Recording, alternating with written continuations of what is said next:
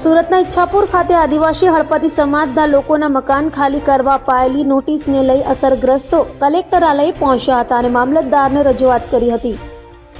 ઈચ્છાપુર ગામના આદિવાસી હળપતિ સમાજના લોકોને મકાન ખાલી કરવા બાબતે બીજી નોટિસ મળતા ફફડાટ જોવા મળ્યો હતો અને મોટી સંખ્યામાં મહિલાઓ સહિત લોકો રજૂઆત કરવા કલેક્ટર કચેરીએ પહોંચ્યા હતા। સમગ્ર વિસ્તારના 70 જેટલા પરિવારોએ પોતાનું મકાન બચાવવા રજૂઆત કરી હતી અને મામલતદારને આવેદનપત્ર આપીને વરસતા વરસાદમાં આવેલી વૃદ્ધ મહિલાઓએ મામલતદારને પોતાની વેદના જણાવી હતી।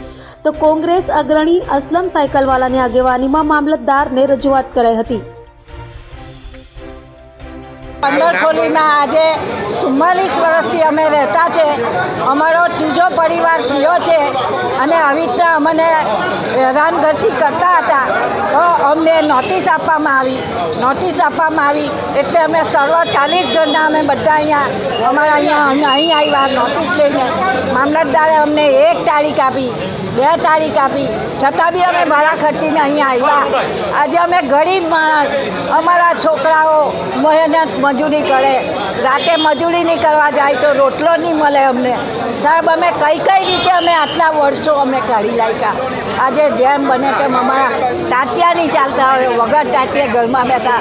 આજે નાના છોકરાને મારે મહેનત કરવા મોકલવા પડે છે। તો સાહેબ કોઈ પણ સંજોગે અમારા ઘર અમને જ મળવા જોઈએ અને અમારા ઘર જવાની જોઈએ। આ જ ભૂમિ પર અમારે રહેવાનું છે અને એ જ ભૂમિ પર અમારે મળવાનું બી છે।